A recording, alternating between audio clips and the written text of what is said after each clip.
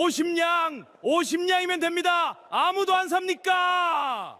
인신 매매꾼이 목이 터져라 소리쳤지만 아무도 거들떠보지 않았습니다. 사흘째 굶어 뼈만 남은 아이였으니 일꾼으로도 쓸모가 없었지요. 아이는 밧줄에 묶인 채 고개를 숙이고 있었습니다. 하지만 눈빛만은 죽어있지 않았지요. 그때 빚더미에 앉은 과부 하나가 가진 돈을 탈탈 털어 그 아이를 샀습니다. 그런데 이 아이의 값이 50냥이 아니라 조선 팔도의 운명이었다는 것을 그때는 아무도 몰랐습니다. 구독과 좋아요를 눌러주시고 어디서 듣고 계신지 댓글에 남겨주세요. 그곳으로 사랑과 행복을 가득 담아 보내드리겠습니다. 자, 그럼 오늘도 감동적인 옛날 이야기 지금 바로 시작합니다. 옛날 옛적 경상도 깊은 산골 율리라는 마을에 봉순이라는 여인이 살고 있었습니다. 봉순은 25세 남편을 잃은 과부였지요. 남편이 남긴 것이라고는 허물어져 가는 초가집 한 채와 갚을 길 없는 빚뿐이었습니다. 봉순의 하루는 새벽 달기, 울기도 전에 시작되었지요. 남의 집 빨래를 삶고 들에 나가 김을 메고 해가 지면 기름 등잔 밑에서 삭바느질을 했습니다. 10손가락 끝에 바늘 자국이 겹겹이 박혀 있었지만 이 여인은 한 번도 손을 놀린 적이 없었지요. 밤이면 갈라진 손끝에서 피가 배어 나왔습니다. 봉수는 그 손을 치마 끝에 꾹 눌러 닫고 다시 바늘을 들었지요. 한 땀이 1푼, 10땀이 1전. 밤새 꿰매도 겨우 30전이 고작이었습니다. 그래도 빚은 줄지 않았습니다. 봉순아, 이번 달 이자라도 내놔라.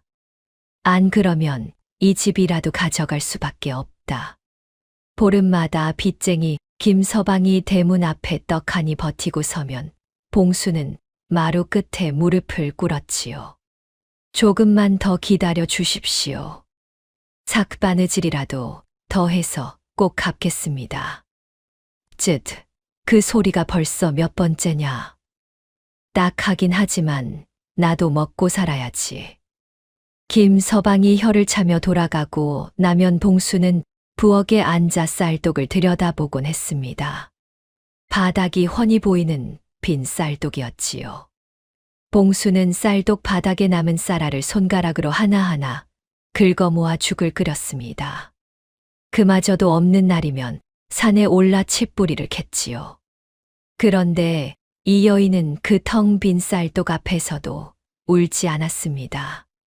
울 겨를이 없었지요. 봉순에게는 빚보다 더 무거운 짐이 하나 있었습니다. 14해 전 봉순의 나이 18이었을 때 내 살배기 남동생 서기가 사라졌습니다. 장날에 손을 놓은 것이 화근이었지요. 콩엿을 사주려고 엿장수 앞에서 동전을 꺼내는 사이 봉순이 고개를 돌렸을 때 서기의 자리는 비어 있었습니다. 석가, 석가.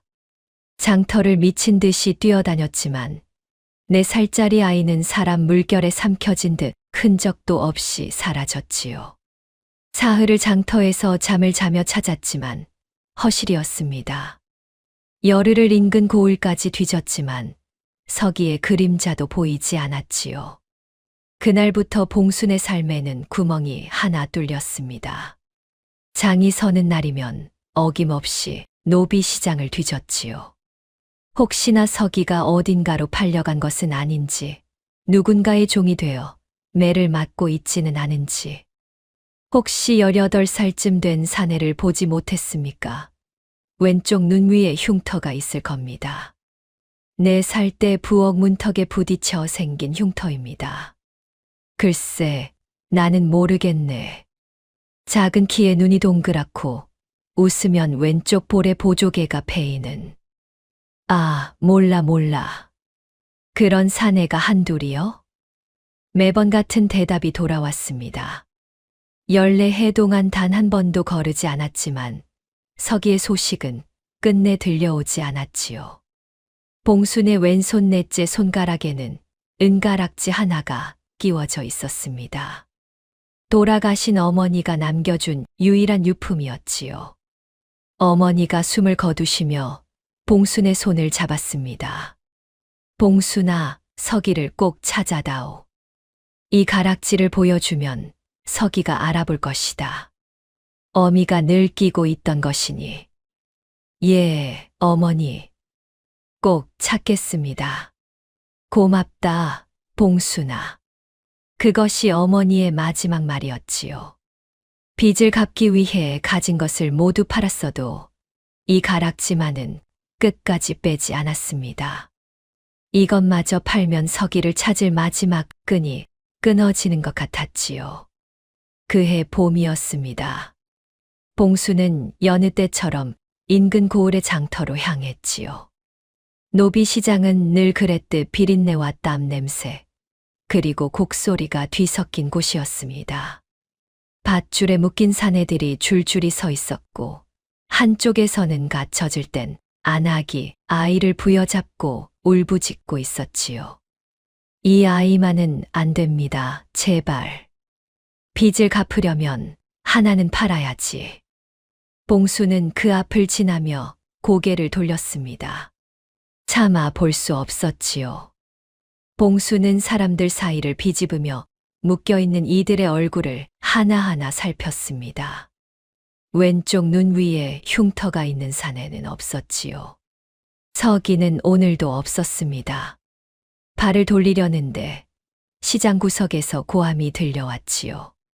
30냥, 아니 20냥, 20냥이면 됩니다.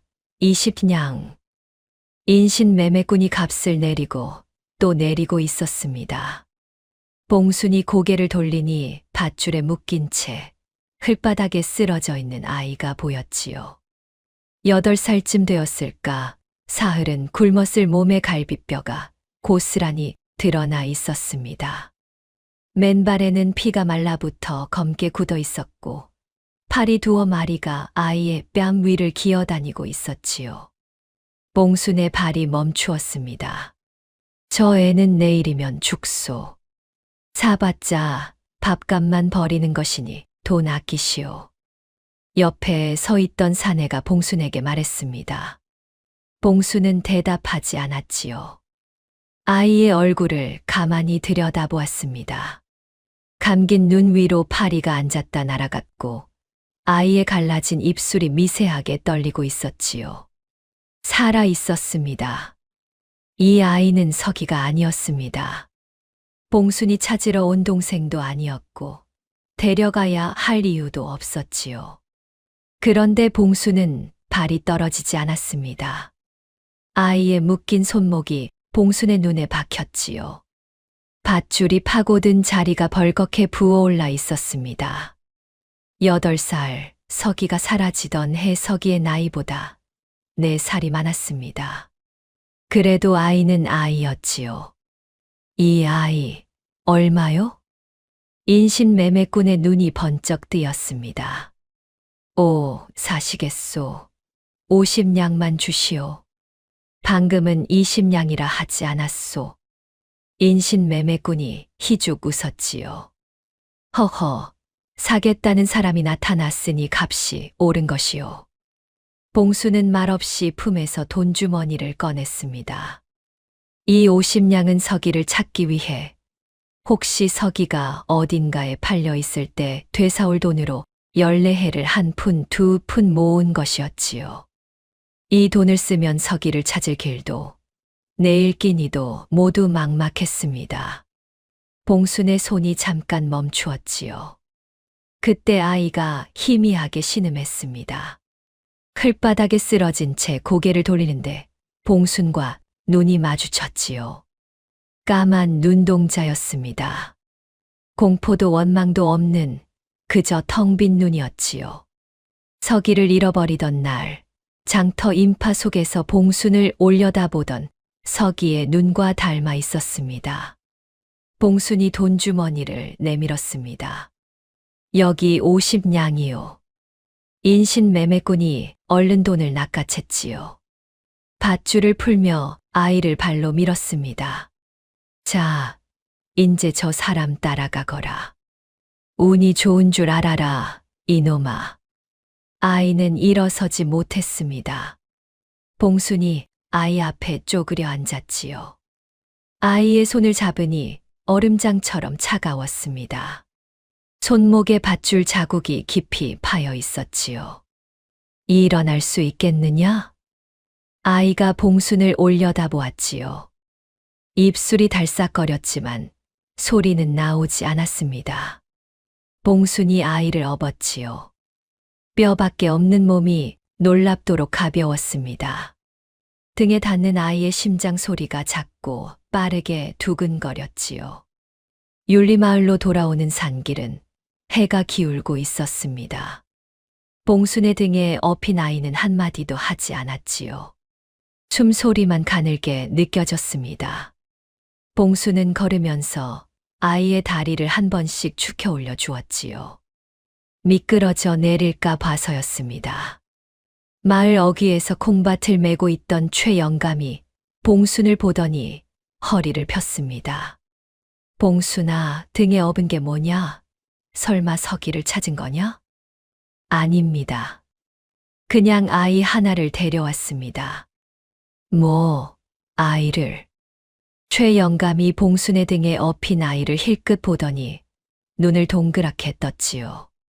야, 너는 내 한 몸도 건사를 못하면서 남의 아이를 데려와. 밥은 뭘 먹이고 옷은 뭘 입힐 거냐? 내 쌀독에 쌀이 있기는 하냐? 어찌 되겠지요. 어찌 되다니, 이 사람이 참, 내가 죽으면 저 애도 죽고. 최영감이 어이없다는 듯 손을 내저었습니다. 봉순이 대답 없이 걸어가자 최영감이 뒤에서 혀를 찼지요. 저것도 팔자가 기구해서 저러는 게야. 제 입에 풀칠도 못하는 주제에. 그때였습니다. 길가 느티나무 아래에 앉아 지팡이를 짚고 있던 마을에 오 노인이 느릿느릿 입을 열었지요. 영감, 사람을 볼 때 겉을 보지 말고 손을 보아라. 예. 그 손이 누구를 위해 달았는지를 보면 그 사람의 됨됨이를 알 수 있느니라. 최영감이 코웃음을 쳤습니다. 하, 노인장이 또 알 수 없는 말씀을 하시는구려. 손이 다른들 쌀이 나옵니까? 돈이 나옵니까? 오 노인은 대답 대신 봉순의 뒷모습을 가만히 바라보았지요. 봉순의 등에 업힌 아이가 오 노인을 지나치는 순간 노인의 눈이 잠깐 멈추었습니다. 하지만 그것은 누구도 알아채지 못한 아주 짧은 순간이었지요. 봉순은 그 말을 등 뒤로 흘려들으며 집을 향해 걸었습니다. 지금은 남의 됨됨이를 따질 겨를이 없었지요. 초가집 대문을 열고 들어서니 부엌에서 찬바람이 새어 나왔습니다. 아궁이에 불을 떼지 못한 지 이틀째였지요. 봉순은 아이를 방에 눕히고 부엌으로 갔습니다. 쌀독을 열었지요. 바닥에 쌀알 몇 톨이 남아 있었습니다. 봉순은 그것을 손가락으로 하나하나 긁어 모았지요. 손끝에 쌀알이 23개 놓였습니다. 이것으로 죽을 한 그릇 끓일 수 있을까? 봉순은 이가 하나 빠진 낡은 뚝배기를 꺼내 불을 지폈습니다. 쌀 23톨과 물 한 바가지. 그것이 봉순이 아이에게 줄 수 있는 전부였지요. 등에 업힌 아이의 심장 소리가 아직도 손바닥에 남아있는 듯 했습니다. 살아있다는 것, 그것이 지금 봉순에게는 전부였지요. 봉순은 죽이 끓는 동안 방으로 가서 아이를 살폈습니다. 아이는 누운 채 눈을 감고 있었지요. 숨은 쉬고 있었지만 이마가 불덩이처럼 뜨거웠습니다. 봉순이 대야에 찬물을 떠다 수건을 적셔 이마에 올려놓았지요. 열이 이리 높으니 봉순은 밤새 수건을 갈아주었습니다. 새벽녘에야 열이 조금 내렸지요. 죽을 떠서 아이의 입가에 대보았지만 아이는 입을 열지 않았습니다. 그렇게 하루가 지나고 이틀이 지났지요. 아이는 눈을 뜨기는 했지만 말을 하지 않았습니다. 봉순이 이름을 물어도 어디서 왔느냐고 물어도 아이는 그저 봉순을 멍하니 바라볼 뿐이었지요. 봉순은 아이가 벙어리인 줄 알았습니다. 말을 못하는 아이구나. 그래도 봉순은 아이에게 말을 걸었지요. 배가 고프면 이거라도 먹어라. 대단한 것은 못 해주지만 죽이라도 끓여 놓았다. 아이는 고개를 저었습니다. 봉순이 숟가락을 내려놓고 아이를 가만히 바라보았지요. 먹기 싫으면 안 먹어도 된다. 먹고 싶을 때 먹어라. 봉순은 죽을 방 한쪽에 놓아두고 나왔습니다. 아이가 봉순의 등을 바라보았지요. 한참 뒤 봉순이 부엌에서 설거지를 하고 있는데 방에서 숟가락이 사금파리에 부딪히는 소리가 들렸습니다. 봉순은 모른 척 설거지를 계속했지요. 사흘째 되는 날이었습니다. 봉순은 아이에게 때를 벗겨주었지요. 아궁이에 물을 데워 대야에 담고 아이의 얼굴과 손발을 닦아 주었습니다. 때가 벗겨지자 뜻밖의 하얀 살결이 드러났지요. 세상에! 봉순이 나직이 중얼거렸습니다. 노비 시장에서 볼 때는 온몸이 흙투성이라 몰랐지만 이 아이의 피부가 보통 아이의 것이 아니었지요. 손을 들여다보니 못이 박히거나 거칠어진 데가 없었습니다. 일을 해본 적이 없는 손이었지요. 봉수는 고개를 갸웃거렸지만 더 물어보지는 않았습니다. 아이가 말을 하지 않으니 물어봤자 소용이 없었지요. 봉수는 남편이 남기고 간 헌적삼을 잘라 아이에게 옷을 지어 입혔습니다. 씻기고 옷을 입히니 아이의 눈이 또렷하게 드러났지요. 가을 하늘처럼 맑은 눈동자였습니다. 이름이 뭐냐? 이름은 말해줄 수 있겠느냐? 아이가 입술을 달싹거렸지요. 한참을 망설이더니 작은 목소리가 새어 나왔습니다. 이한. 봉순이 깜짝 놀랐지요. 사흘간 한마디도 하지 않던 아이가 처음으로 입을 연 것이었습니다.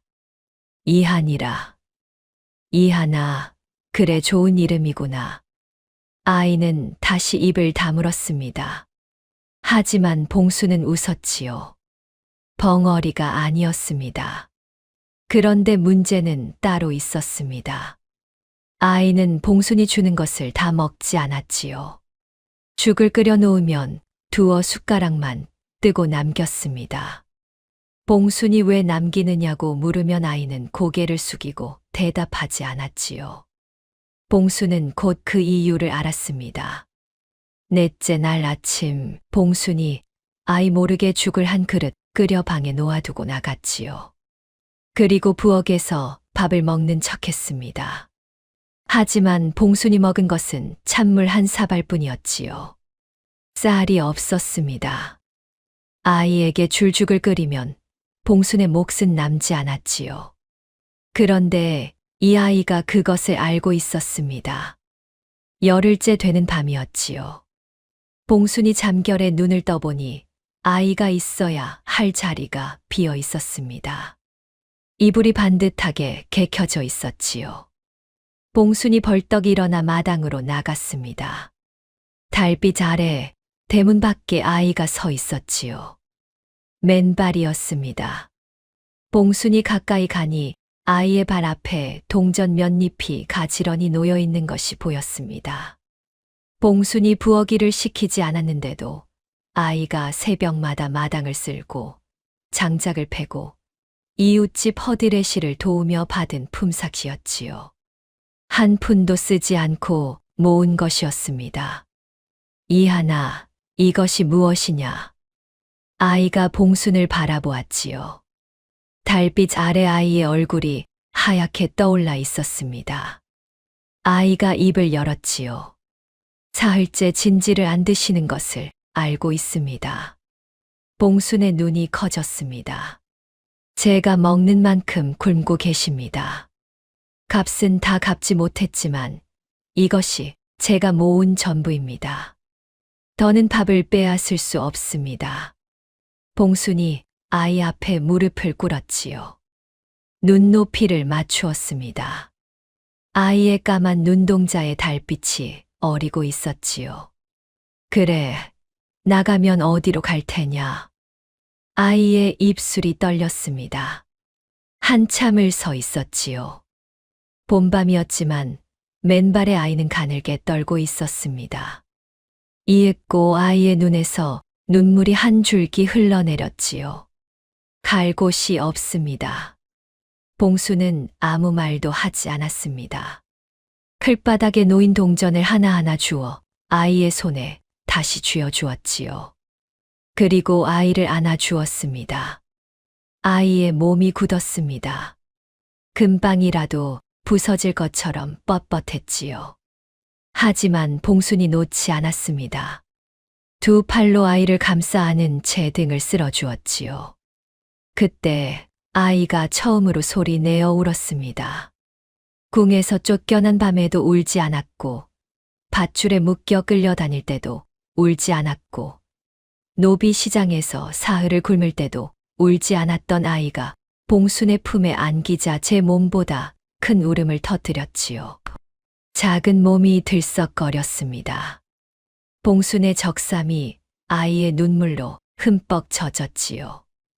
봉순은 아이가 울음을 멈출 때까지 한마디도 하지 않고 안아주었습니다. 달이 느티나무 꼭대기를 지날 때까지였지요. 다음 날 새벽 봉순은 산에 올라 칡뿌리를 캐왔습니다.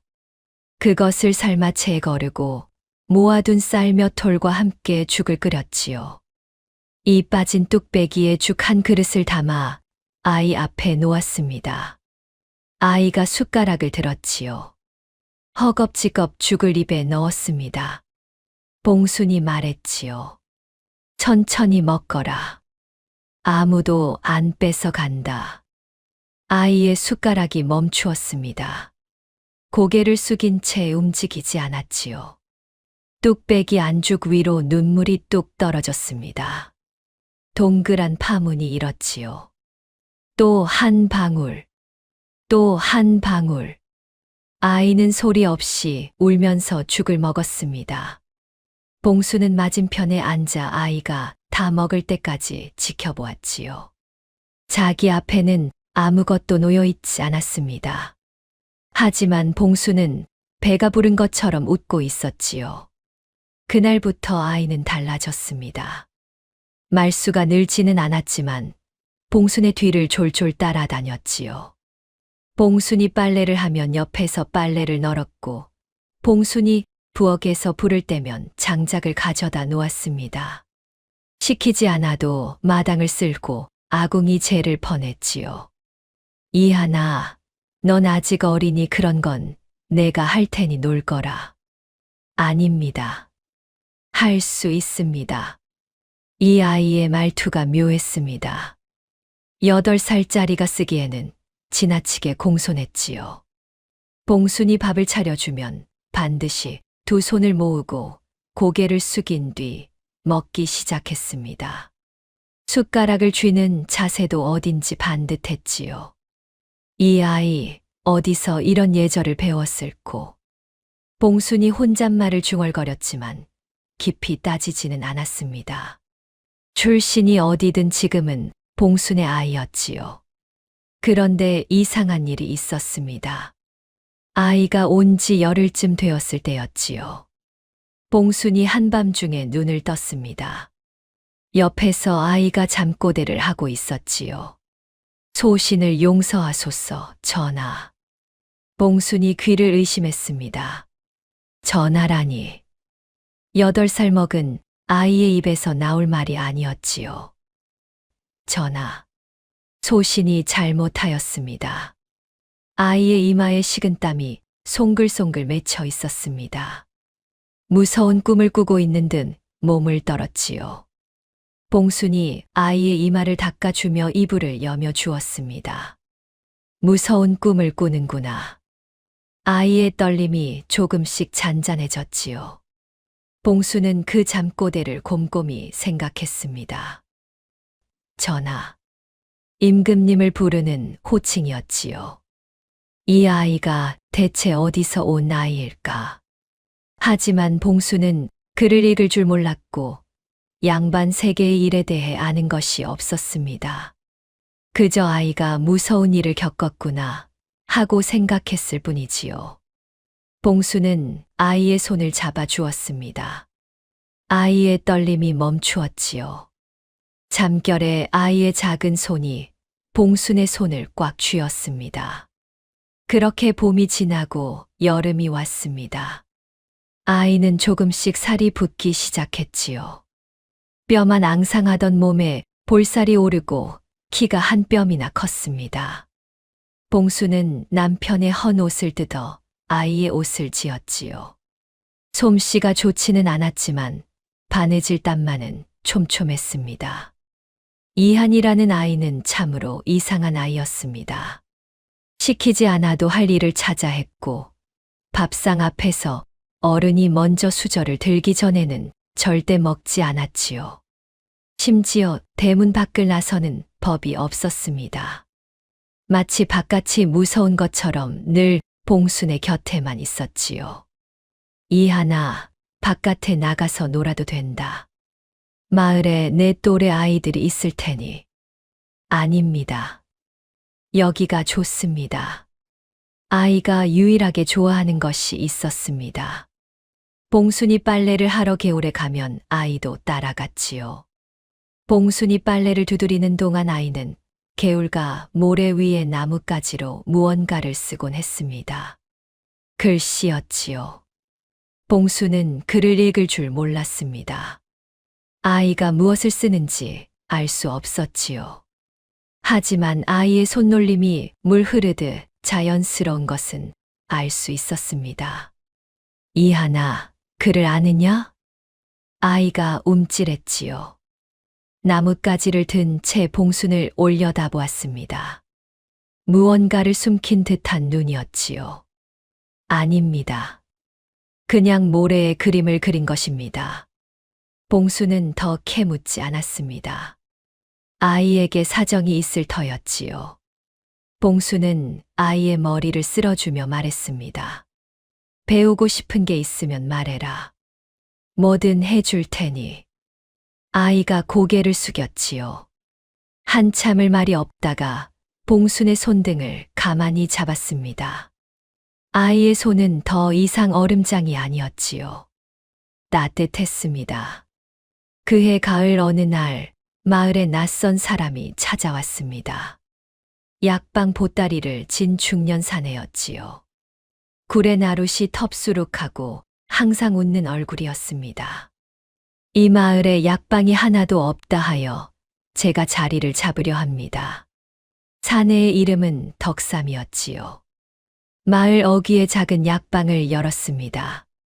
약값을 후하게 깎아주고 가난한 이들에게는 공짜로 약을 지어주어 마을 사람들의 신임을 빠르게 얻었지요. 봉순에게도 덕삼은 고마운 이웃이었습니다. 이한이 기침을 할 때면 약을 지어 보내주었고 봉순이 사양하면 이웃끼리 이런 것까지 돈을 받겠소 하며 손을 내저었지요. 봉순 누이, 이 아이가 누구요? 노비시장에서 데려온 아이입니다. 호, 눈이 참 맑은 아이로구려. 덕삼이 이한을 바라보는 눈에 무언가가 스쳤습니다. 하지만 봉수는 그것을 알아채지 못했지요. 아무도 알아채지 못했습니다. 그해 겨울 마을의 소문이 돌기 시작했습니다. 인근 고을과나 벽에 방이 나붙었다 하였지요. 장터에서 돌아온 최 영감이 느티나무 아래서 마을 사람들에게 이야기하는 것을 봉순도 우물가에서 들었습니다. 한양에서 아이를 찾는다더라. 8, 9살 먹은 사내 아이를 찾으면 큰 상을 내린다고 하던데. 큰 상이라면 얼마나 큰 상인데? 글쎄, 500냥이라 하더라. 500냥. 마을 사람들이 웅성거렸지요. 500냥이면 논10마지기 값이었습니다. 무슨 아이를 찾는다는 것입니까? 봉순이 물었지요. 최영감이 고개를 저으며 대답했습니다. 정확히는 모르겠네. 8, 9살 먹은 사내 아이, 죄를 지은 집안의 아이라나 뭐라나. 도망친 역적의 자식이라는 소문도 있고. 역적의 자식. 봉순의 손에 쥐고 있던 빨랫감이 축 늘어졌지요. 가슴이 덜컥 내려앉는 것 같았습니다. 봉순은 집으로 돌아와 부엌 아궁이 앞에 앉았습니다. 이한이 마당에서 장작을 패고 있었지요. 도끼질이 어설프지만 한 번도 쉬지 않고 꾸준히 내리찍었습니다. 이 아이의 잠꼬대가 떠올랐지요. 전하, 소신을 용서하소서. 그를 모르는 봉순이라 해도 이 정도는 알았습니다. 전하라는 말은 아무나 쓰는 말이 아니었지요. 이 아이는 대체 누구란 말입니까? 며칠 뒤 이른 아침이었습니다. 봉순이 이한의 손을 잡고 장터에 가는 길이었지요. 겨울 햇살이 산길에 비스듬히 내리쬐고 있었습니다. 고갯마루를 넘는데 맞은편에서 말발굽 소리가 울렸지요. 말을 탄 포졸 대여섯이 먼지를 일으키며 다가오고 있었습니다. 창을 들고 갑옷을 입은 관군이었지요. 그 순간 이한의 손이 봉순의 치마를 움켜쥐었습니다. 봉순이 고개를 돌리니 아이의 얼굴이 하얗게 질려 있었지요. 핏기가 싹 가신 얼굴이었습니다. 이한아, 왜 그러느냐? 아이가 대답 대신 봉순의 뒤로 숨었습니다. 온몸이 나무십처럼 떨리고 있었지요. 이가 달달 부딪히는 소리까지 났습니다. 봉순이 아이의 어깨를 잡으려 하자 아이가 더 깊이 봉순의 등 뒤로 파고들었지요. 포졸들이 말을 몰아 지나갔습니다. 봉순과 아이에게는 눈길도 주지 않았지요. 그저 고을을 순찰하는 포졸들이었을 뿐이었습니다. 하지만 포졸들이 고갯마루 너머로 완전히 사라질 때까지 아이는 봉순의 치마를 놓지 못했지요. 이하나. 봉순이 아이 앞에 쪼그려 앉았습니다. 아이의 눈에 눈물이 그렁그렁 차 있었지요. 입술이 파랗게 질려 있었습니다. 무서웠느냐? 아이가 고개를 끄덕였지요. 저 사람들이 너를 아는 사람이냐? 아이가 고개를 저었습니다. 하지만 저으면서도 눈을 피하는 것이 보였지요. 아이가 고개를 숙이며 말했습니다. 어머니, 저 때문에 어머니가 다칠 수 있습니다. 저는 어머니 곁에 있으면 안 되는 사람입니다. 봉순의 눈이 커졌습니다. 8살짜리 아이의 입에서 나올 말이 아니었지요. 무슨 소리냐? 저를 찾는 사람들이 있습니다. 그 사람들이 저를 찾으면 어머니까지 해를 입습니다. 아이의 목소리가 가늘게 떨렸지요. 봉순은 한참을 아이를 바라보았습니다. 아이의 말이 무엇을 뜻하는지 정확히 알 수는 없었지요. 하지만 한 가지는 분명했습니다. 이 아이가 무언가 큰일에 휘말려 있다는 것, 그리고 그것을 혼자 짊어지고 있다는 것. 이하나, 내 눈을 봐라. 아이가 고개를 들었지요. 봉순이 아이의 두 볼을 손으로 감쌌습니다. 봉순의 거칠고 갈라진 손이 아이의 볼을 감싸자 아이의 떨림이 조금씩 잦아들었지요. 무슨 사정이 있는지 나는 모른다. 알려주지 않아도 된다. 하지만 한 가지만 기억해라. 봉순의 목소리는 조용했습니다. 내가 여기 있으면 내가 다친다고 했느냐? 그런 걱정은 하지 마라. 내가 무서워할 사람은 이 세상에 없다.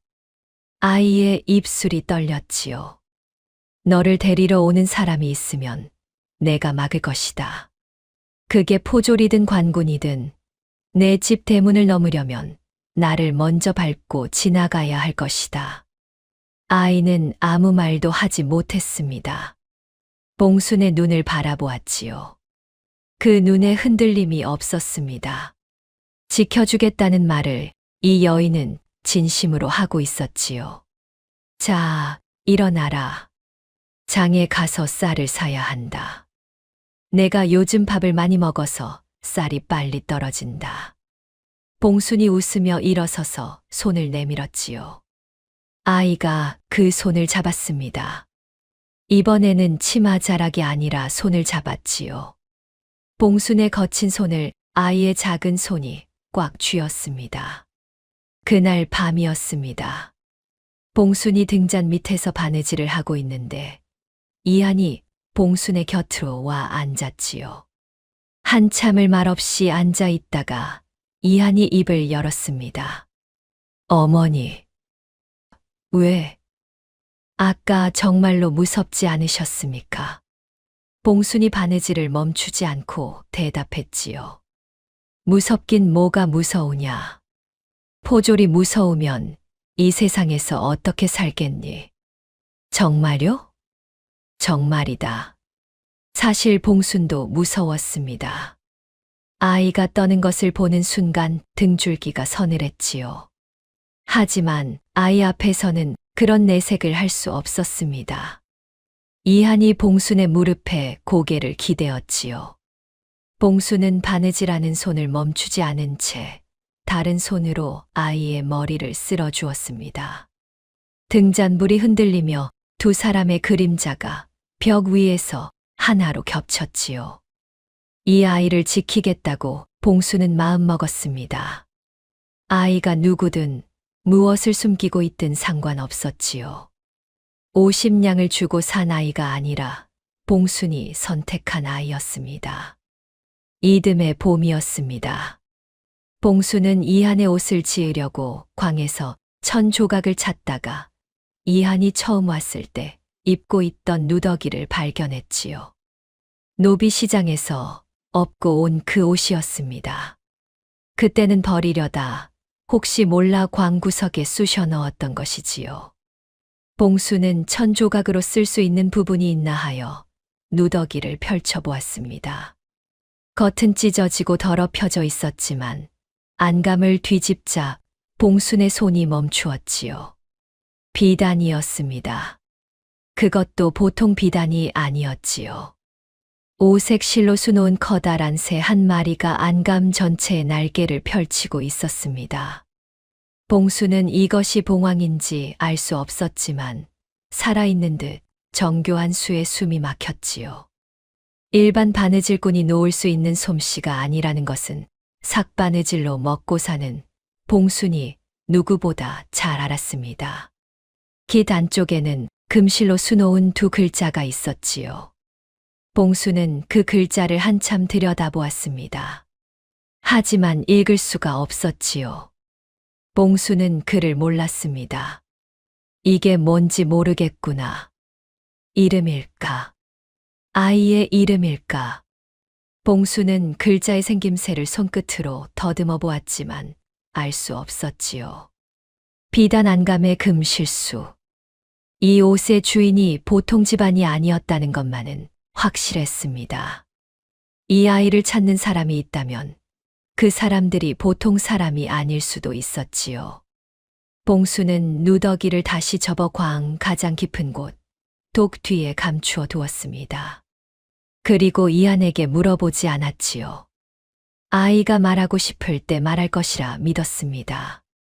아니, 사실은 묻는 것이 두려웠는지도 모릅니다. 답을 들으면 지금 이 평온한 날들이 깨질 것만 같았지요.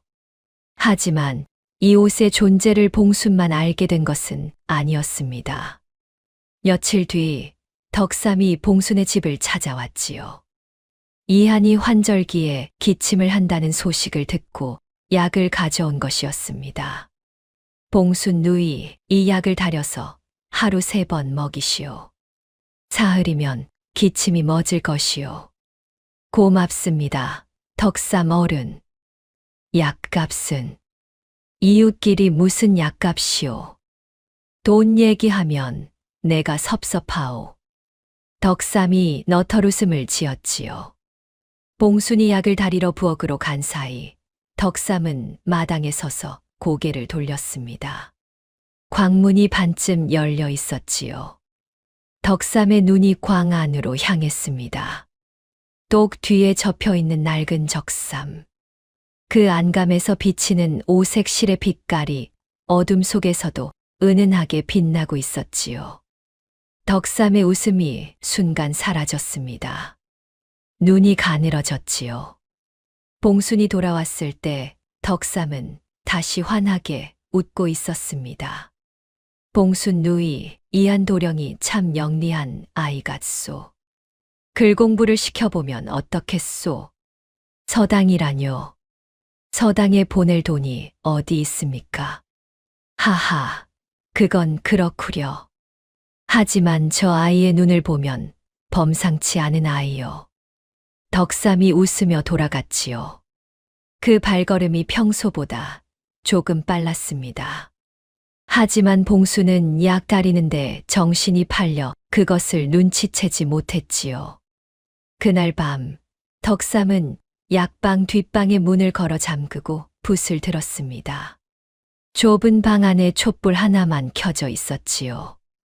덕삼이 얇은 종이 위에 빠른 붓놀림으로 글씨를 써 내려갔습니다. 종이를 접어 밀봉한 뒤 호주머니에 깊이 넣었지요.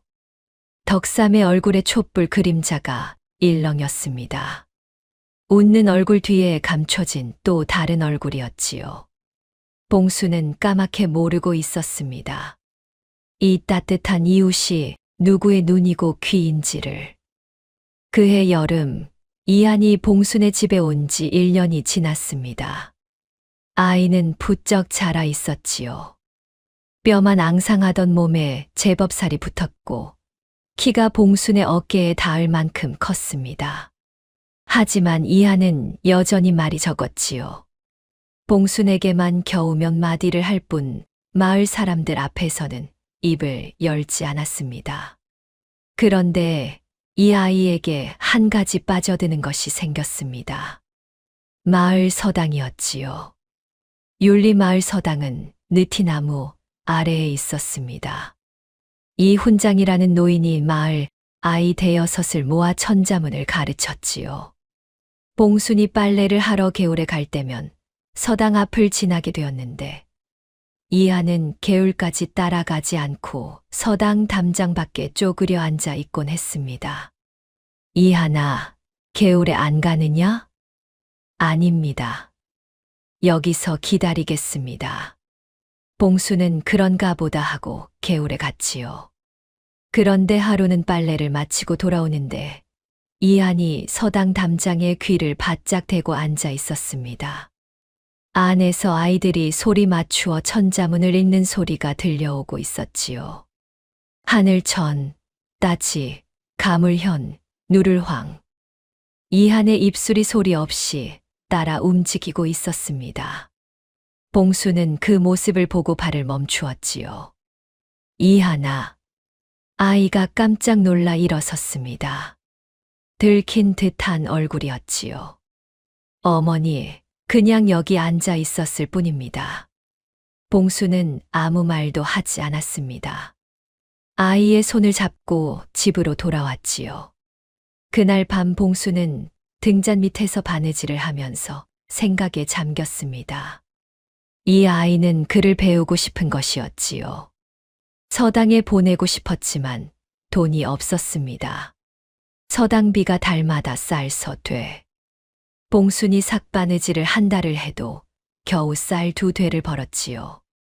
다음 날 새벽 봉수는 아이가 자는 사이 집을 나섰습니다. 인근 고을 은방까지 걸어갔지요. 왼손 넷째 손가락에서 은가락지를 빼며 봉순의 손이 떨렸습니다. 14해 동안 한 번도 빼지 않았던 가락지였지요. 어머니의 마지막 유품이었고 서기를 찾을 때의 증표였습니다.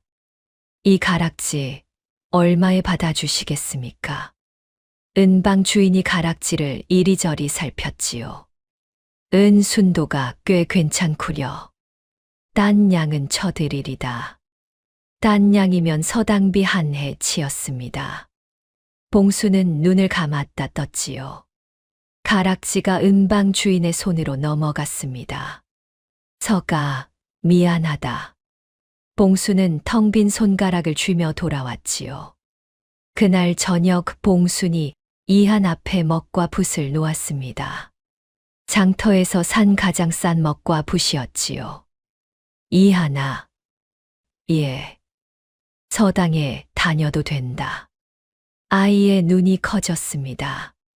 내일부터 이 훈장님께 가서 글을 배워라. 배우고 싶은 게 있으면 배워야지.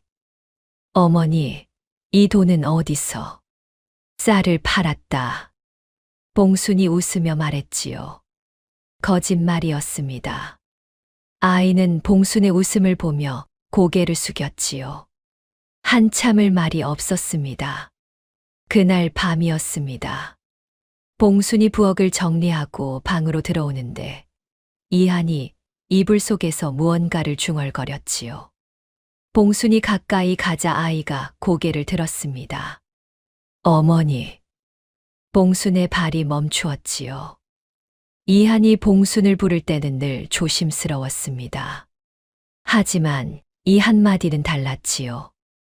이한이 처음으로 아무 말 없이 그 호칭만을 불렀습니다. 어머니. 봉순은 아무 말도 하지 못했지요. 자기 아이를 낳아본 적이 없는 여인이 처음 들은 어머니였습니다. 봉순은 그래 한마디를 겨우 뱉고 부엌으로 나왔지요. 아궁이 앞에 쪼그려 앉아 치마 끝으로 눈을 눌렀습니다. 소리가 나지 않게. 며칠 뒤 서당 첫날 봉순이 이한의 옷매무새를 고쳐주며 말했지요. 가서 열심히 배워라.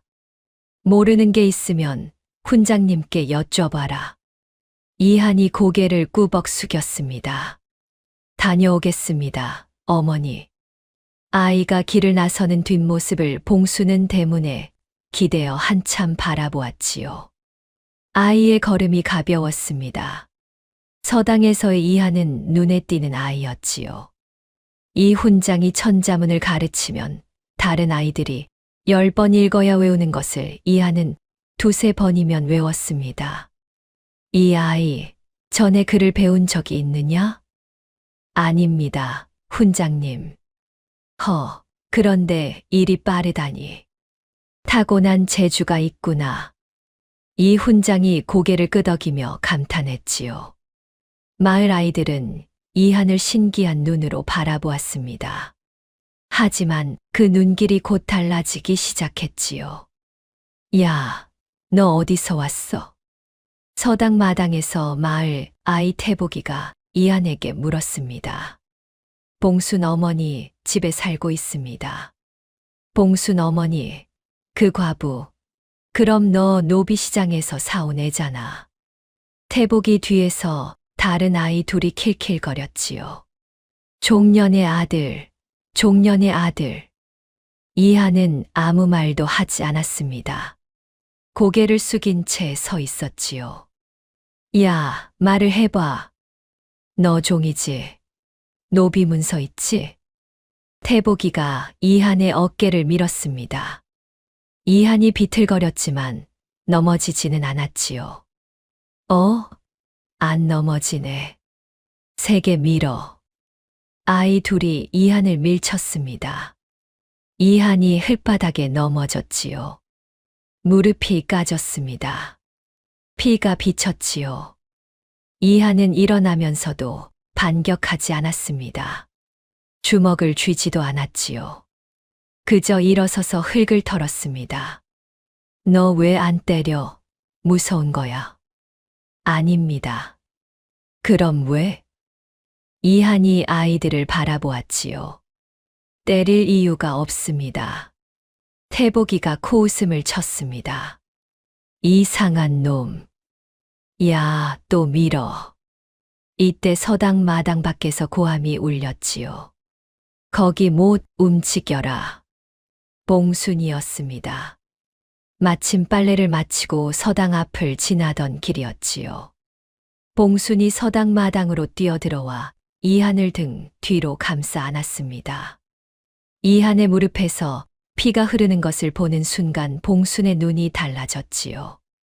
이 아이에게 손대는 자는 나를 밟고 지나가야 할 것이다. 봉순의 목소리가 마당에 울려 퍼졌습니다. 아이 셋이 움찔했지요. 이 아이가 너희에게 뭘 잘못했느냐? 뭘 잘못했길래 셋이서 하나를 때리느냐? 태복이가 기가 죽어 뒤로 물러섰지요. 아, 아줌마. 우리는 그냥 노른 건데. 놀았다고 무릎에서 피가 나는데 그게 노는 것이냐? 아이들이 주랭랑을 쳤습니다. 봉순이 이한 앞에 쪼그려 앉아 무릎에 피를 치마 끝으로 닦아주었지요. 아프냐? 괜찮습니다. 괜찮긴. 피가 이렇게 나는데. 이한이 봉순의 등 뒤에서 봉순의 옷자락을 꽉 쥐었습니다. 노비시장에서 처음 만났을 때처럼, 포조를 만난 산길에서처럼. 하지만 이번에는 무서워서가 아니었지요.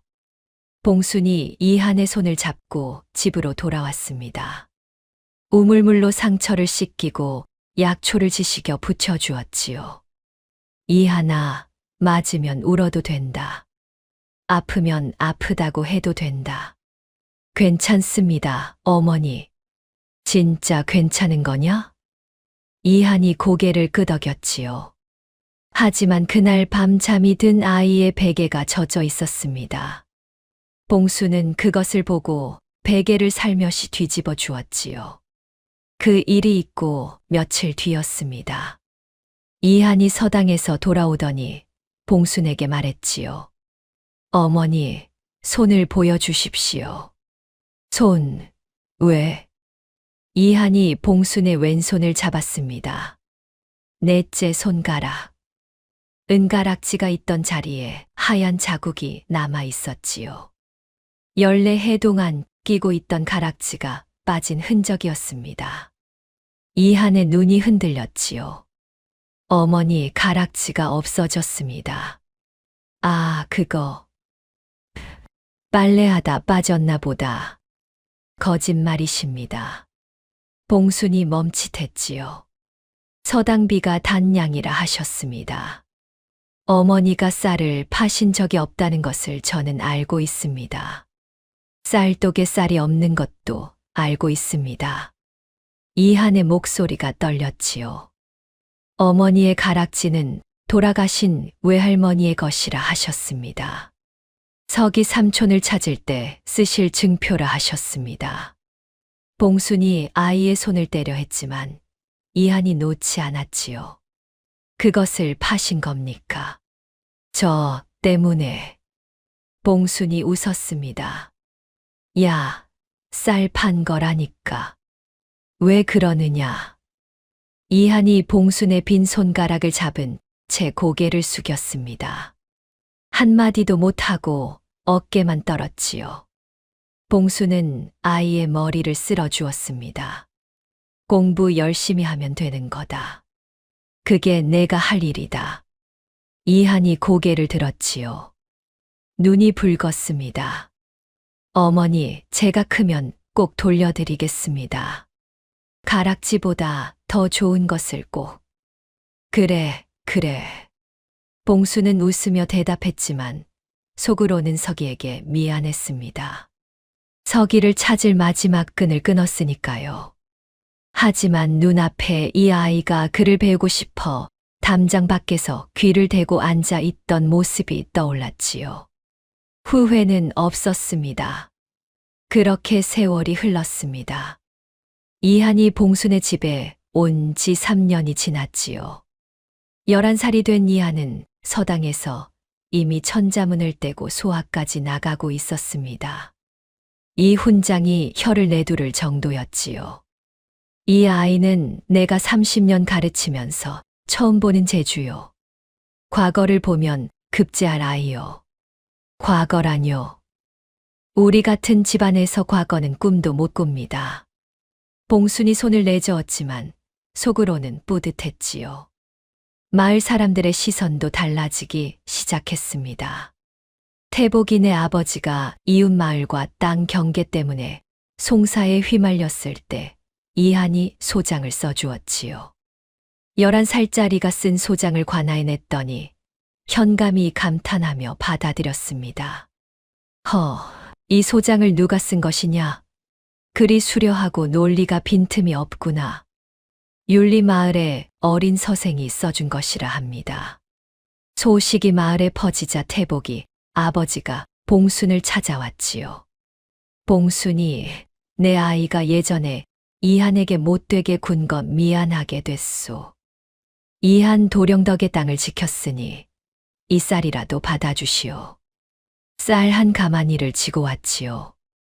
봉순은 사양했지만 태복이 아버지가 막무가내였습니다. 예전에는 종년의 아들이라 불리던 아이가 이제는 봉순네 이한 도령이 되었지요. 최영감마저 이한을 볼 때면 고개를 끄덕이게 되었습니다. 그 애가 보통이 아니긴 아니야. 이한의 재주가 빛날수록 봉순의 몸은 고되어 갔지요. 하지만 봉순은 이를 드러내지 않았습니다. 그해 가을, 바람이 차가워지기 시작했지요. 이한이 겨울을 나려면 소못이 필요했습니다. 작년 옷은 이미 소매가 팔뚝 위까지 올라갈 만큼 이한이 자라 있었지요. 소못 한 벌을 지으려면 무명천과 솜이 필요했습니다. 돈이 없었지요. 봉수는 낮에 들이를 하고 밤이면 마을 부잣집의 삭바느질을 시작했습니다. 산 너머 구시댁, 고갯마루 저편 한 시댁, 개울 건너 이 시댁까지 세 집의 바느질을 받았지요. 해가 지면 이한을 재우고 기름 등잔 밑에서 바느질을 시작했습니다. 밤새 바늘을 놀려도 새벽녘에 겨우 한 뼘 길이를 꿰맬 수 있었지요. 가을밤 공기가 차가워 손끝이 얼었지만 이불을 아이에게 덮어주고 봉수는 등잔불 하나로 버텼습니다. 열흘이 지나자 봉순의 손끝이 갈라지기 시작했지요. 바늘이 닿을 때마다 갈라진 살 사이로 피가 스며들었습니다. 봉수는 바느질 피가 천에 묻지 않도록 손가락 끝을 헝겊으로 감았지요. 그래도 피가 배어 나왔습니다.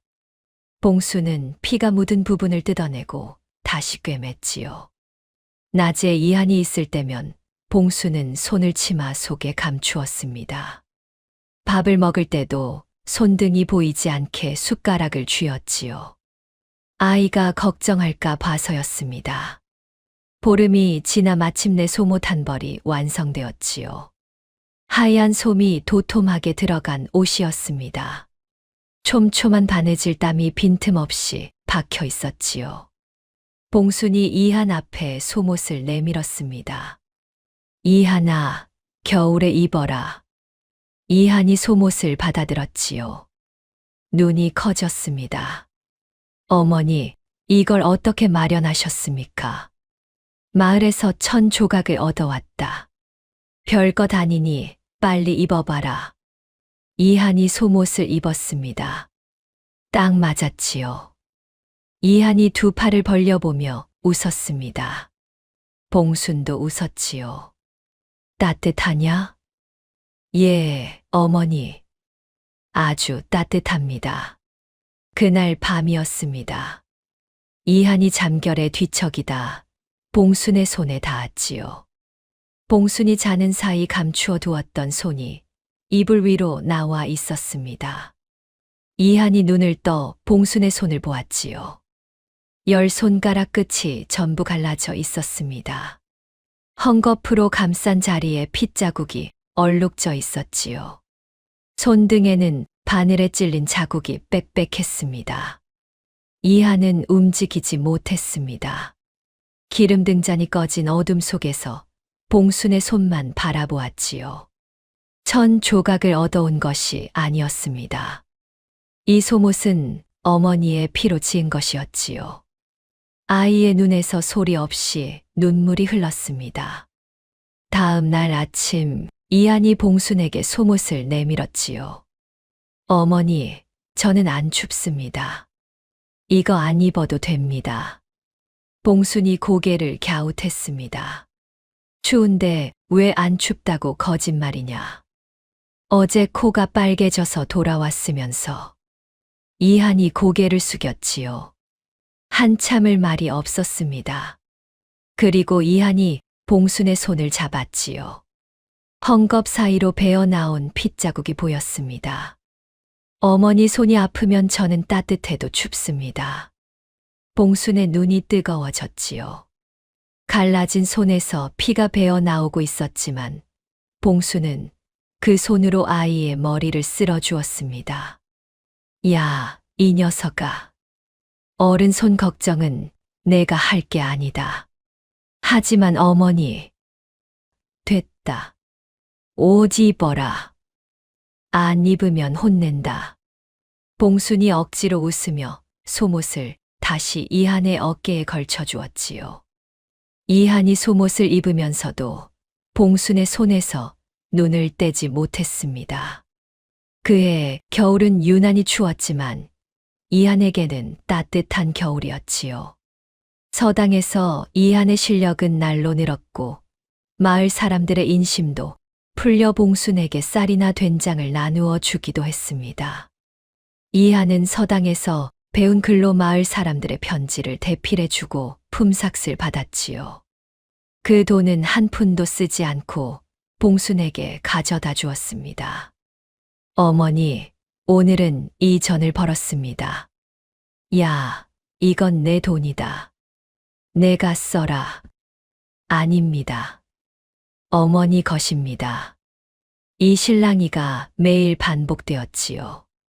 봉수는 그 돈을 몰래 이한의 서당비 낼 돈에 보태어 두었습니다. 봄이 되자 또 다른 일이 있었지요. 마을 개울이 범람하여 최영감의 논이 물에 잠길 위기에 처한 것이었습니다. 아이고, 올해 농사 다 망쳤어. 마을 사람들이 한탄하고 있을 때 이한이 나섰지요. 제가 보니 개울 상류의 바위가 물길을 막고 있습니다. 바위 옆으로 도랑을 하나 파면 물이 논이 아니라 아랫개울로 빠집니다. 마을 사내들이 이한의 말대로 도랑을 팠지요. 물이 빠져나가며 논이 살았습니다. 최영감이 이한의 손을 잡았지요. 이한 도령, 고맙네. 자네가 아니었으면 오래 굶을 뻔했어. 이한은 별 말씀을요 하며 고개를 숙였습니다. 하지만 봉수는 마당 구석에서 이한의 모습을 보며 뿌듯하게 웃고 있었지요. 이한은 또 약초에도 재주가 있었습니다. 덕삼의 약방에 드나들며 약초를 배운 덕이었지요. 마을에 배앓이가 돌았을 때 이한이 산에서 약초를 캐와 다려 마을 사람들에게 나누어 주었습니다. 한편 덕삼은 이한에게 점점 더 가까이 다가가고 있었지요. 이한이 서당에서 돌아오는 길에 약방에 들르면 덕삼은 약과를 내밀며 이한과 이야기를 나누곤 했습니다. 이한아, 오늘은 무엇을 배웠느냐? 대학을 읽었습니다. 호, 대학이라. 이 나이에 대학을 읽다니 대단하구나. 혹시 사서삼경도 읽어보았느냐? 이한이 고개를 끄덕였지요. 덕삼의 눈이 반짝였습니다. 이한아, 한 가지 물어보마. 논어에서 가장 좋아하는 구절이 무엇이냐? 위정편이옵니다. 50살의 하늘의 뜻을 안다는 구절이옵니다. 50살의 하늘의 뜻을 안다. 허허, 아이가 좋아할 구절은 아닌데 재미있구나. 왜 그 구절이 좋으냐? 이한이 잠시 생각하더니 대답했지요. 하늘이 정해준 자리가 있다면 그 자리가 어디든 받아들여야 한다는 뜻이라 생각합니다. 덕삼의 눈이 가늘어졌습니다. 웃는 것인지 살피는 것인지 알 수 없는 표정이었지요. 좋은 생각이다. 이한아, 너는 크게 될 아이야. 이한이 고개를 숙이며 인사하고 돌아갔습니다.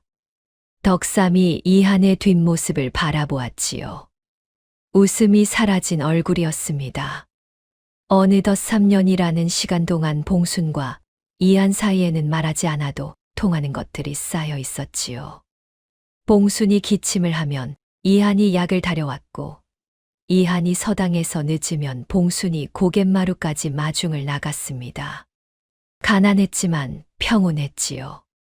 봉순의 삶에서 처음으로 빈자리가 채워지고 있었습니다. 서기를 잃고 뚫려 있던 구멍이 이한으로 인해 조금씩 메워지는 것 같았지요. 이대로만 가면 좋겠다고 봉순은 생각했습니다. 하지만 세상은 그리 호락호락하지 않았지요. 가짜 평온은 오래가지 못하는 법이었습니다. 어느 날 덕삼의 약방에 낯선 사내 둘이 찾아왔지요. 검은 도포를 입은 사내들이었습니다. 마을 사람들은 약을 사러 온 장사치인 줄 알았지요. 약방 안에서 무슨 이야기가 오갔는지 아무도 몰랐습니다. 사내들이 떠난 뒤 덕삼의 얼굴은 굳어 있었지요. 덕삼이 마을 뒷산에 올라 멀리 봉순의 초가집을 내려다보았습니다. 마당에서 이한이 장작을 패고 있었고 봉순이 빨래를 널고 있었지요. 두 사람이 무슨 이야기를 나누었는지 이한이 웃었고 봉순도 웃었습니다. 평온한 풍경이었지요. 덕삼이 중얼거렸습니다. 봉순 누이, 미안하오. 바람이 그 말을 삼켜버렸지요. 그로부터 11해가 더 흘렀습니다. 덕삼의 밀서를 받은 조태갑은 섣불리 움직이지 않았지요. 봉황수만으로는 확신할 수 없었고 잘못 건드렸다가 소문이 퍼지면 오히려 자신의 역모가 드러날 수 있었기 때문이었습니다. 조태갑은 덕삼에게 명했지요. 확실한 증거가 잡힐 때까지 곁에서 지켜보라고. 그 사이 이하는 22 청년이 되어 있었지요. 뼈만 앙상하던 아이는 어느새 키가 훤칠하게 자랐고 이목구비가 또렷하여 마을 처녀들이 눈길을 주는 사내가 되었습니다. 하지만 이한의 눈빛은 여전히 조용했지요. 봉순의 곁에서 글을 읽고 마을 사람들의 소장을 써주고 서당 아이들에게 글을 가르치며 살았습니다. 봉순은 46이 되었지요. 은가락지를 판 뒤에도 장이 서는 날이면 노비 시장을 기웃거렸습니다. 돈은 없었지만 눈은 있었지요. 서기의 흉터를 가진 사내를 찾는 것만은 포기하지 않았습니다.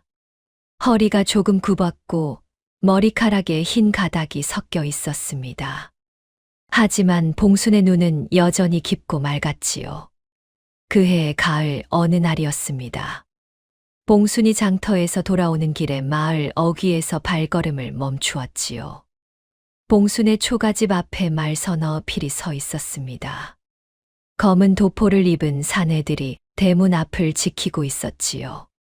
봉순의 심장이 내려앉았습니다.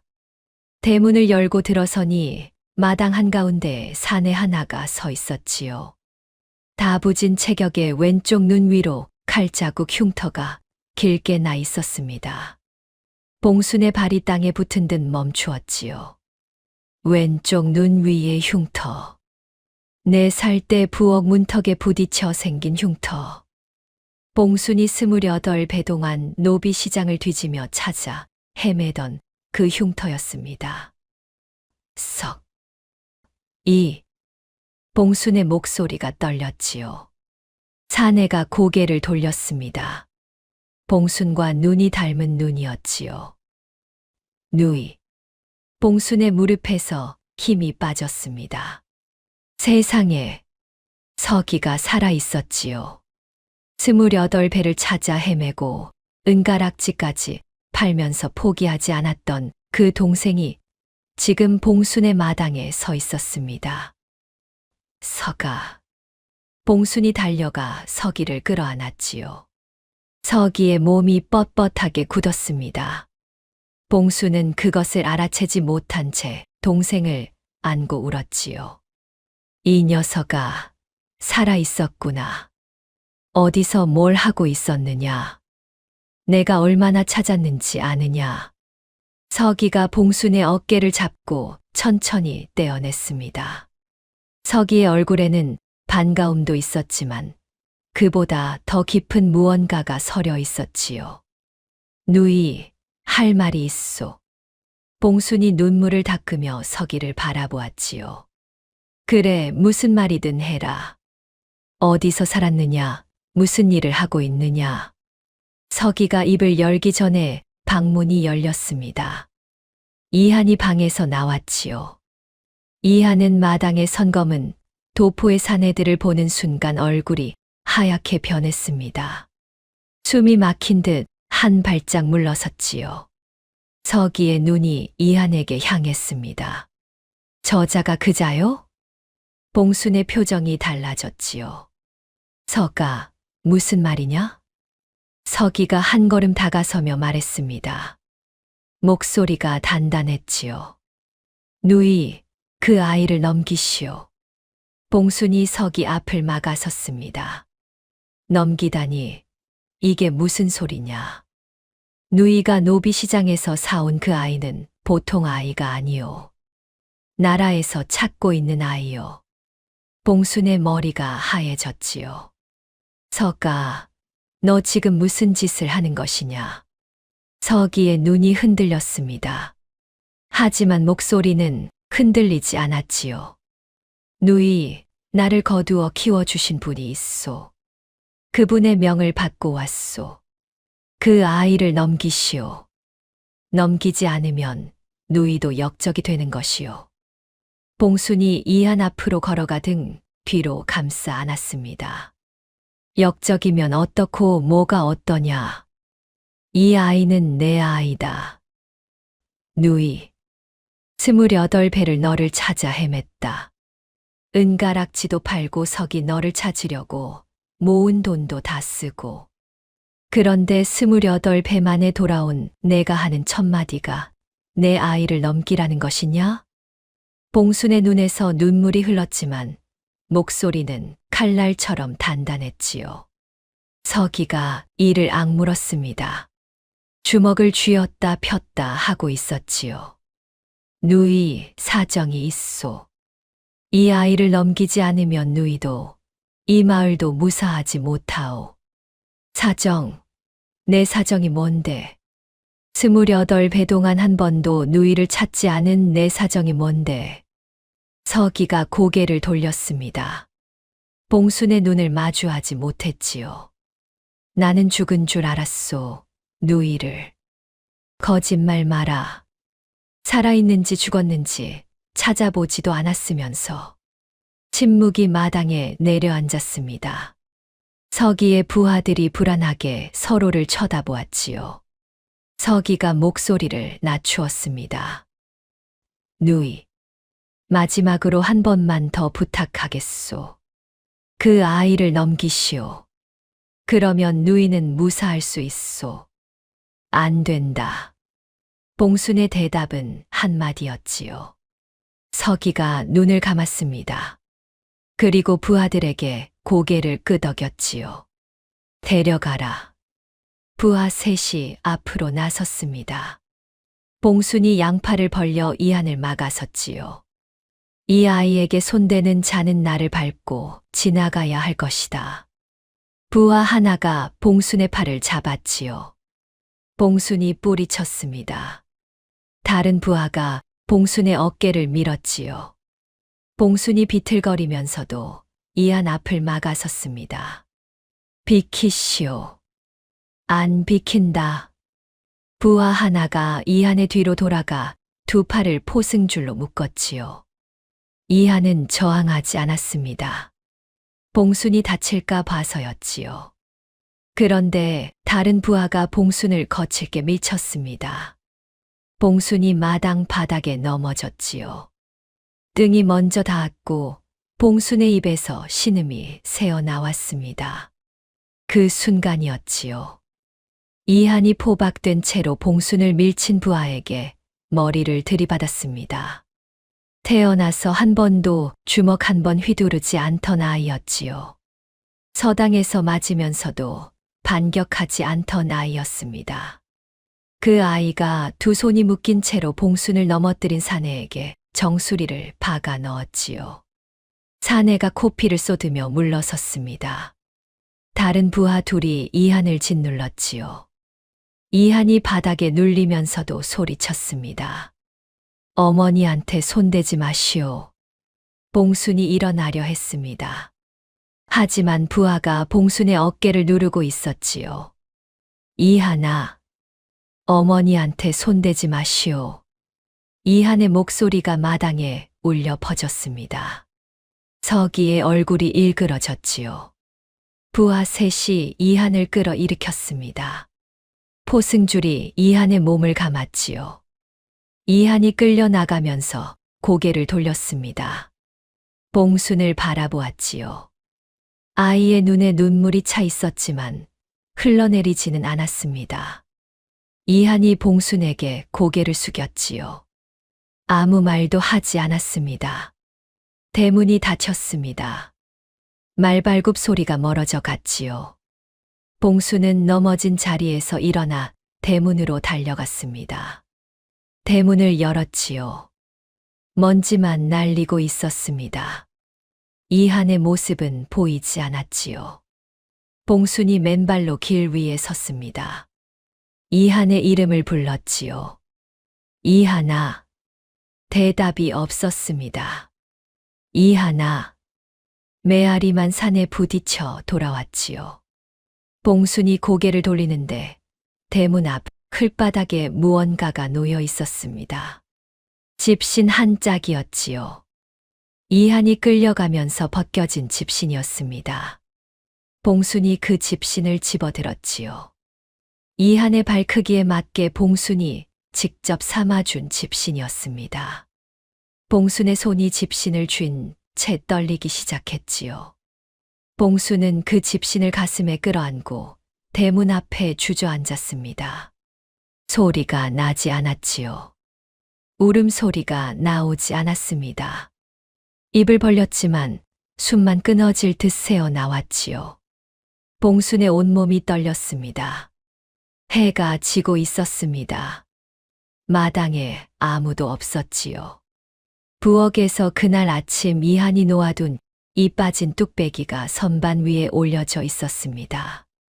이한이 요즘 연습 삼아 봉순 몰래 죽을 끓여보곤 했던 그 뚝배기였지요. 뚝배기 안은 비어 있었습니다. 봉순의 집은 다시 아이가 오기 전에 집으로 돌아갔지요. 텅 빈 쌀독 꺼진 아궁이, 그리고 아무도 없는 방. 하지만 방 한쪽에는 이한이 읽다 펴놓은 책이 그대로 있었고, 마당 한 구석에는 이한이 패담한 장작이 쌓여 있었습니다. 아이가 있었다는 흔적이 집 곳곳에 남아 있었지요. 흔적만 있고 아이는 없었습니다. 봉수는 집신을 가슴에 안은 채 밤새 대문 앞에 앉아 있었지요. 아이가 돌아올 것 같아서였습니다. 오지 않을 것을 알면서도 봉수는 자리를 뜰 수 없었지요. 새벽이 되어서야 봉수는 일어섰습니다. 다리에 힘이 없어 비틀거렸지요. 하지만 봉순의 눈은 젖어 있으면서도 죽어 있지 않았습니다. 이 아이를 찾아야 한다. 어디에 있든 찾아내야 한다. 봉수는 집신을 품에 안고 집 안으로 들어갔지요. 광 깊숙이 숨겨두었던 이한의 누더기 적삼을 꺼냈습니다. 그리고 노비시장에서 받았던 노비 문서를 꺼냈지요. 14해 동안 상자 속에 넣어두었던 종이었습니다. 봉수는 그 문서를 펼쳐보았지만 글을 읽을 수 없었지요. 이 종이가 무슨 도움이 될지 알 수 없었지만 이한과 관련된 것은 무엇이든 가져가야 했습니다. 봉수는 보따리를 쌌지요. 갈 곳은 정해지지 않았지만 가만히 앉아 있을 수는 없었습니다. 그때 대문 밖에서 인기척이 났지요. 봉순이 대문을 여니 포졸 넷이 서 있었습니다. 봉순이라는 여인이 맞소. 그렇습니다. 역적을 숨긴 죄로 관아에 압송하겠소. 함께 가시오. 봉순의 두 손에 포승줄이 감겼지요. 14해 전 노비시장에서 이한의 손목에 감겨있던 밧줄과 같은 것이었습니다. 봉순은 끌려가면서 뒤를 돌아보았지요. 허물어진 대문 앞에 이한의 집신 한 짝이 놓여 있었습니다. 가져가지 못한 집신이었지요. 봉순의 입술이 떨렸지만 울지 않았습니다. 울 겨를이 없었지요. 관아 옥사는 차갑고 어두웠습니다. 봉순은 축축한 흙바닥에 앉아 있었지요.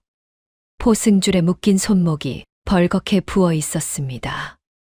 하지만 봉순이 느끼는 것은 손목의 통증이 아니었지요. 이한이 어디에 있는지, 무사한지, 밥은 먹었는지, 그 생각뿐이었습니다. 역적을 숨긴 죄라고 했지요. 이한이 역적이라면 봉순도 역적이었습니다. 옥에 갇힌 지 사흘째였지요. 아무도 찾아오지 않았습니다. 마을 사람들이 올 리가 없었지요. 역적의 이름에 엮이면 그 사람까지 위험해지는 세상이었습니다. 봉순은 벽에 등을 기대고 눈을 감았지요. 오 노인의 목소리가 떠올랐습니다. 사람을 볼 때 겉을 보지 말고 손을 보아라. 그 손이 누구를 위해 달았는지를 보면 그 사람의 됨됨이를 알 수 있느니라. 봉순은 자기 손을 내려다보았지요. 바늘 자국이 겹겹이 박힌 손. 칡뿌리를 캐느라 굳은 살이 박인 손. 아이의 옷을 찢고 죽을 끓이고 이마를 닦아주던 손이었습니다. 이 손이 누구를 위해 달았는지 봉순은 알고 있었지요. 이하나, 어머니 손은 너를 위해 달았다. 봉순이 나직이 중얼거렸습니다. 후회는 없었지요. 넷째 날 밤이었습니다. 옥 밖에서 인기척이 났지요. 봉순이 고개를 들었습니다. 철창 너머로 익숙한 얼굴이 보였지요. 서기였습니다. 서기가 옥 앞에 서서 봉순을 바라보고 있었지요. 달빛 아래 서기의 얼굴이 일그러져 있었습니다. 누이. 봉순은 서기를 바라보았지요. 28배를 찾아 헤맨 동생이었습니다. 그 동생이 봉순의 아이를 빼앗아 갔지요. 원망이 치밀어야 했습니다. 하지만 봉순의 입에서 나온 말은 달랐지요. 서가, 내가 살아있어서 다행이다. 서기의 눈이 벌겋게 물들었습니다. 주먹을 꽉 쥐었다가 풀었지요. 누이, 내가 잘못했소. 봉순은 대답하지 않았습니다. 나는 내 살에 누이 손을 놓치고 길을 잃었소. 그 뒤로 이 고을 저 고을 떠돌다 인신 매매꾼에게 잡혀 팔리기도 했소. 14살의 조태갑 대감이 거두어 주었소. 그분이 밥을 먹여주고 그를 가르쳐주고 사람으로 대해 주었소. 서기가 말을 이었지요. 그분의 명이 없었으면 나는 진작 굶어 죽었소. 그래서 그분의 명을 거역할 수 없었소. 그래서 내 누이의 아이를 빼앗아 간 것이냐. 서기가 고개를 숙였습니다. 하지만 나는 알고 있소. 그 아이가 누구인지. 봉순의 눈이 커졌지요. 그 아이는 왕세자요. 누이. 14해 전 조태갑 대감이 역모를 일으켜 쫓아낸 왕세자. 봉순의 머리가 하얘졌습니다. 왕세자.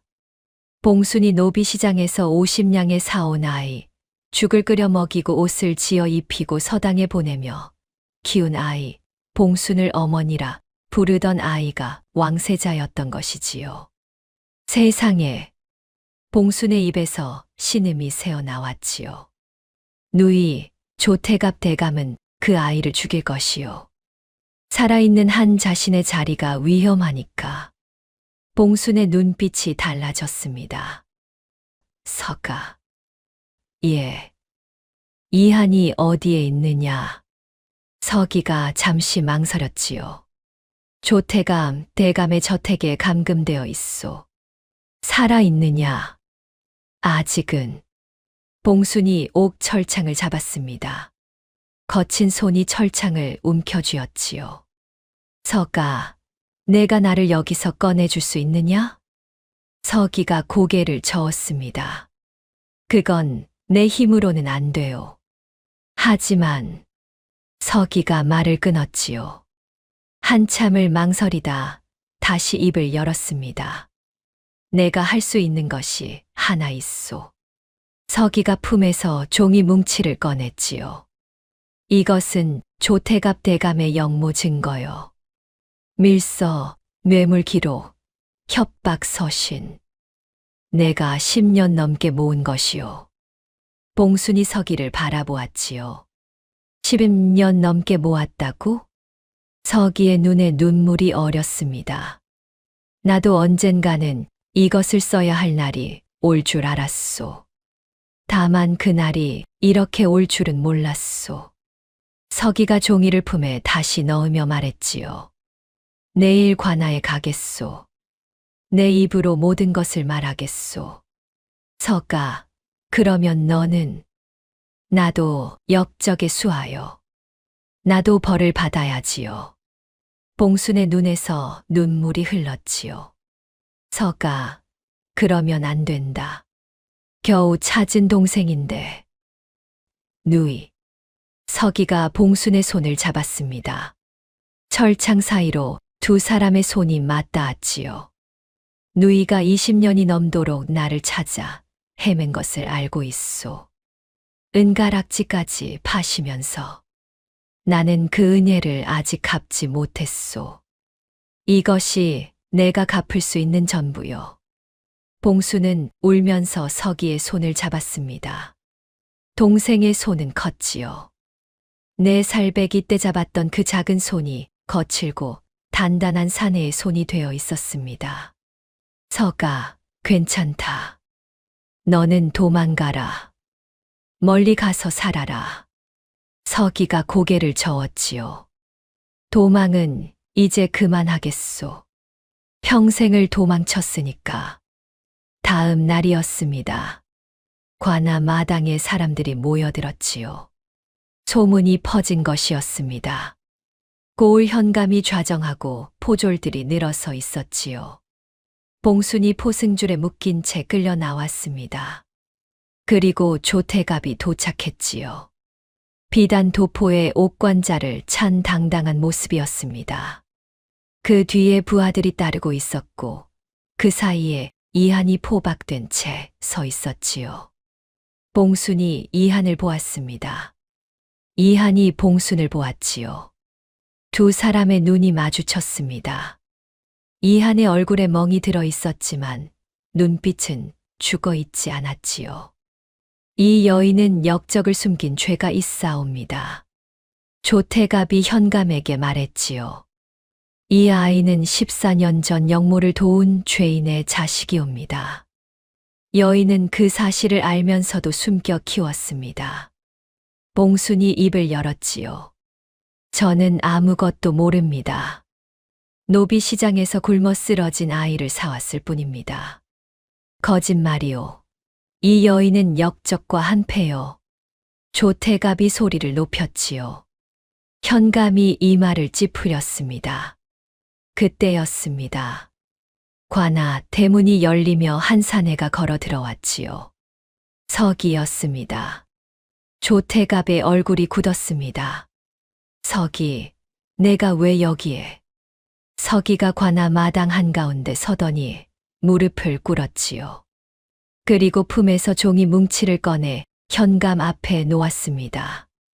소인은 조태갑의 수하석이라 하옵니다. 여기 조태갑의 영모 증거를 바치옵니다. 관아 마당이 술렁였지요. 이놈이 감히. 조태갑이 벌떡 일어섰습니다. 하지만 서기는 고개를 들어 조태갑을 똑바로 바라보았지요. 대감 소인이 14년 전 대감의 명으로 무슨 일을 했는지 소인의 입으로 직접 말하겠습니다. 서기가 모든 것을 말하기 시작했지요. 14년 전 영모의 밤, 조태갑이 궁에서 왕세자를 축출한 일. 유모가 왕세자를 안고 도주하자 추격대를 보낸 일. 유모가 죽고 왕세자가 노비꾼에게 넘겨진 일. 전국에 밀정을 심어 왕세자를 찾은 일. 덕삼이 그 밀정 중 하나였던 일. 하나하나 밝혀질 때마다 조태갑의 얼굴이 하얗게 질려갔지요. 이놈이 미쳤구나. 헛소리를 하고 있다. 헛소리가 아닌 증거가 여기 있습니다. 서기가 밀서와 매물 기록을 하나하나 펼쳐놓았지요. 조태갑의 직인이 찍힌 문서들이었습니다. 현감이 문서를 살폈지요. 얼굴이 점점 굳어졌습니다. 그리고 이 아이가 왕세자라는 증거도 있습니다. 서기가 봉순에게 가져오라 한 적삼을 꺼냈지요. 관아, 포졸이 봉순의 집에서 가져온 것이었습니다. 적삼을 뒤집자 비단 안감에 오색 봉황수가 드러났습니다. 깃 안쪽에 금실 2글자. 저하. 현감이 읽었지요. 마당이 조용해졌습니다. 그리고 하나 더 있사옵니다. 서기가 노비 문서를 꺼내 뒤집었지요. 문서 뒷면에 희미하지만 분명한 글씨가 있었습니다. 피로 쓴 글씨였지요. 현감이 그 글씨를 소리 내어 읽었습니다. 이 아이는 세자 저하이옵니다. 부디 살려주소서. 관아 마당에 탄성이 터졌지요. 봉수는 그 글씨를 바라보았습니다. 14년 동안 자기 손에 있었던 문서였지요. 글을 읽을 줄 몰라 한 번도 그 뜻을 알지 못했던 문서. 유모가 죽어가면서 피로 남긴 마지막 간청이 14년 만에 세상에 드러난 것이었습니다. 봉순의 눈에서 눈물이 흘렀지요. 봉순은 왕세자인 줄 몰랐기에 사랑한 것이었습니다. 그래서 그 사랑이 진짜였지요. 조태갑이 발악했습니다. 위조다. 모두 위조된 것이다. 하지만 증거가 너무 많았지요. 밀서의 필적이 조태갑의 것이었고 직인이 찍혀 있었으며 서기의 증언과 날짜가 하나하나 맞아떨어졌습니다. 현감이 선고했지요. 조태갑을 영모죄로 체포하여 한양으로 압송하라. 포졸들이 조태갑에게 포승주를 감았습니다. 조태갑이 발버둥 쳤지만 소용없었지요. 이럴 수 없다.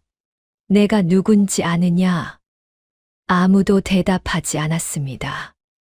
이한의 포승줄이 풀렸지요. 봉순의 포승줄도 풀렸습니다. 봉순이 이한에게 달려갔지요. 이한이 봉순을 안았습니다. 봉순의 작은 몸이 이한의 품에 안겼지요. 관아 마당에서 모든 것이 밝혀진 뒤 관리가 봉순에게 다가와 말했습니다. 이 아이는 세자 저하이시오. 이제 궁으로 돌아가셔야 하오. 봉순은 이한의 옷매무새를 고쳐주었지요. 구겨진 옷깃을 펴주고 먼지를 털어주었습니다. 떨리는 손으로 봉순이 미소를 지으며 말했지요. 그래, 이제 갈 곳이 생겼구나. 이한의 눈이 흔들렸습니다. 처음 만난 날 대문 밖에서 갈 곳이 없습니다. 하던 아이가 이제 돌아갈 곳이 생긴 것이지요. 봉순이 이한의 등을 밀어주었습니다. 어서 가거라. 이한이 한 걸음 나아갔지요. 그리고 멈추었습니다. 고개를 돌려 봉순을 보았지요. 봉순이 울지 않으려고 입술을 깨물고 있는 것이 보였습니다. 이한이 돌아왔지요. 봉순 앞에 서더니 두 팔로 봉순을 안았습니다. 어머니가 저의 갈 곳이었습니다. 봉순이 그제야 무너졌지요. 소리 내어 울었습니다. 14년 동안 울지 않았던 울음이 한꺼번에 쏟아졌지요. 서기는 한쪽에서 그 모습을 지켜보고 있었습니다. 포졸 옆에 포승줄이 묶인 채로 서기의 눈에서도 눈물이 흘렀지요. 한 달이 지났습니다. 세자의 보기가 이루어졌지요. 조태갑은 영모죄로 효수되었고 덕삼은 밀정죄로 유배를 갔습니다. 서기는 자수의 공을 참작받아 유배형에 그쳤지요. 그리고 어느 가을날이었습니다. 봉수는 율리마을 초가집 마당에서 빨래를 널고 있었지요. 여느 때와 다를 것 없는 오후였습니다. 그때 마을 어귀에서 웅성거리는 소리가 들려왔지요. 봉순이 고개를 들었습니다. 마을 길 위로 어가 행렬이 들어서고 있었지요. 말을 탄 호위 군관들이 앞뒤로 서고 가마 하나가 천천히 마을을 향해 오고 있었습니다. 마을 사람들이 엎드렸지요. 최 영감이, 태복이네 아버지가, 장터 떡장수가 모두 길 옆에 무릎을 꿇었습니다. 봉수는 무슨 일인지 모른 채 젖은 빨래를 손에 든 채 서 있었지요. 가마가 봉순의 대문 앞에 멈추었습니다. 문이 열리고 골룡포를 입은 사내가 내렸지요. 봉순의 허물어진 대문 앞에 선 그 사내는 이한이었습니다. 22의 이한이 봉순을 바라보았지요. 봉순이 빨래를 든 채 이한을 올려다보았습니다. 이한이 품에서 무언가를 꺼냈지요. 낡고 빛바랜 뚝배기였습니다. 이가 하나 빠진 14년 전 봉순이 처음 죽을 끓여준 바로 그 뚝배기. 이한이 끌려간 밤 품에 유일하게 숨겨 가져간 것이었지요. 뚝배기 안에는 죽이 담겨 있었습니다.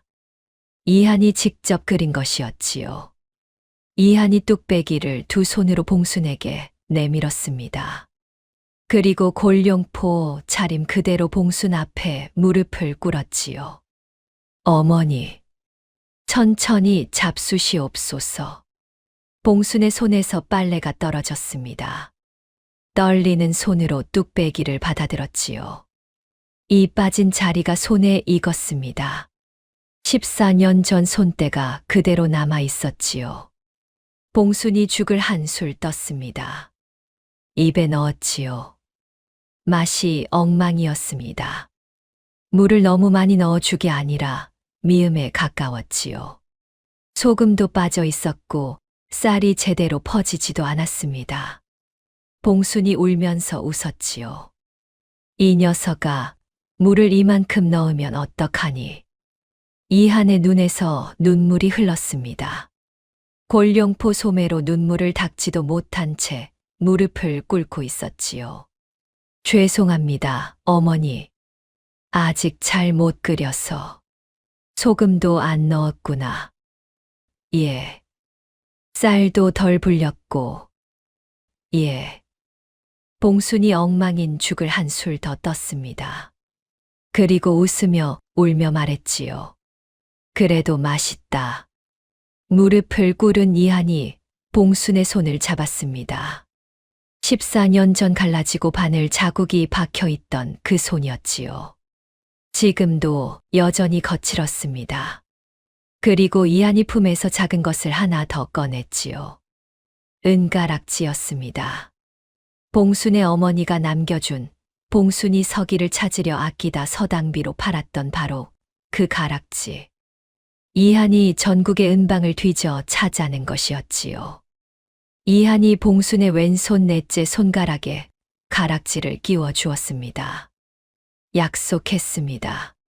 가락지보다 더 좋은 것을 돌려드리겠다고. 봉순이 가락지를 바라보았지요. 어머니의 가락지였습니다. 봉순의 눈에서 쏟아지던 눈물이 더 세게 흘렀지요. 엎드려 있던 마을 사람들이 하나둘 고개를 들었습니다.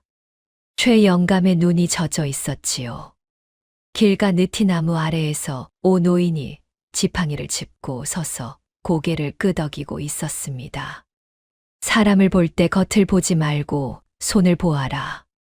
그 손이 누구를 위해 달았는지를 보면 그 사람의 됨됨이를 알 수 있느니라. 봉순의 손은 이한을 위해 닿았습니다. 그리고 이한은 그 손을 기억하고 있었지요. 사람의 가치는 태어남에 있지 않습니다. 누구를 위해 손을 닳게 했느냐? 그것이 사람의 가치를 만드는 것이지요. 다음 영상을 빠르게 만나보시려면 좋아요와 구독을 눌러주세요. 지금 화면에 나오는 더 재미있는 영상들도 함께 해주세요. 그럼 모두 행복한 하루 보내세요. 감사합니다.